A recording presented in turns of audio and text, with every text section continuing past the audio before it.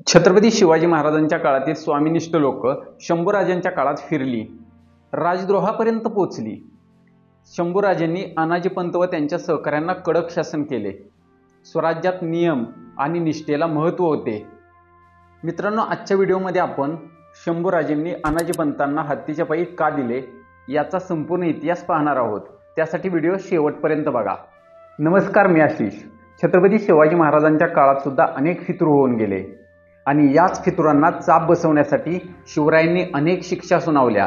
त्यापैकीच एक म्हणजे हत्तीच्या पायी देणे। अनाजीपंत हे एक बुद्धिमान पंडित होते। छत्रपती शिवाजी महाराजांच्या अष्टप्रधान मंत्रिमंडळातील एक मुख्यमंत्रीपद त्यांच्याकडे होते। अनाजीपंतांनी छत्रपती शिवाजी महाराजांच्या काळात कधीही गद्दारी केली नाही, पण छत्रपती संभाजी महाराजांचा ते पहिल्यापासूनच द्वेष करत होते। जेव्हा शिवराय कर्नाटक स्वारीवरती गेले तेव्हा सोयराबाईंवर आपल्या विचारांचा पगडा पाडून कटकारस्थान करायला सुरुवात केली।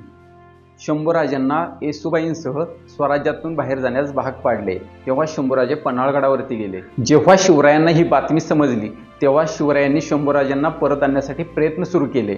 त्यात सुद्धा अनाजीपंतांनी अडथळा आणत सोयराबाईंची मनधरणी करत गृहकलश सुरू केला आणि याच काळात छत्रपती शिवाजी महाराज आजारी पडले। महाराजांचा अंतिम समय जवळ आल्याचे समजताच शंभूराजांविरुद्ध कटकारस्थानी करायला सुरुवात केली। महाराजांचा आजार वाढत होता, पण याची बातमी शंभूराजांना कळू नये यासाठी पुरेपूर अनाजीपंतांनी काळजी घेतली होती। शिवरायांच्या मृत्यूची बातमी शंभूराजांपासून लपवली गेली। अनाजीपंतांनी शिवरायांच्या मृत्यूनंतर फक्त 8 दिवसांमध्ये सर्व अधिकार आपल्या हातात घेतले आणि 10 वर्षाच्या राजारामांचे मंचकारोहण केले आणि इतर सहकाऱ्यांसोबत शंभूराजांना अटक करण्यासाठी पन्हाळगडावर निघाले।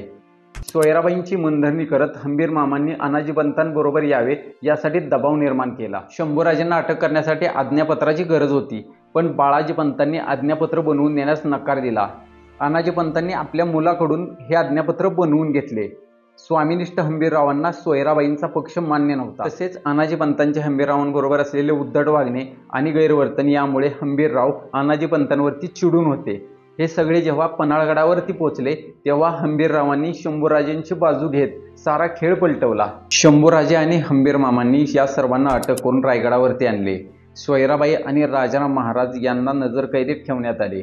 शंभूराजे रायगडावरून स्वराज्याचा कारभार पाहू लागले। याच दरम्यान शंभूराजांवरती विष देऊन विषप्रयोग करण्यात आला। या विषप्रयोगासाठी ज्या लोकांना अनाजीपंतांनी निवडले होते त्यांना सुद्धा पुरावे सापडू नये त्यासाठी मारून टाकले। शंभूराजांना काही काळानंतर अष्टप्रधान मंत्रिमंडळ निवडायचे होते। छत्रपती शिवाजी महाराजांचे जे अष्टप्रधान मंत्रिमंडळ होते त्यातील लोकांची हुशारी आणि पूर्वपुण्याई पाहून छत्रपती संभाजी महाराजांनी यांनाच पुन्हा एक संधी द्यायचे ठरवले आणि माफ केले आणि मंत्रिमंडळातील पदं वाटून दिली। अनाजीपंतांना शंभूराजांनी माफ केलं।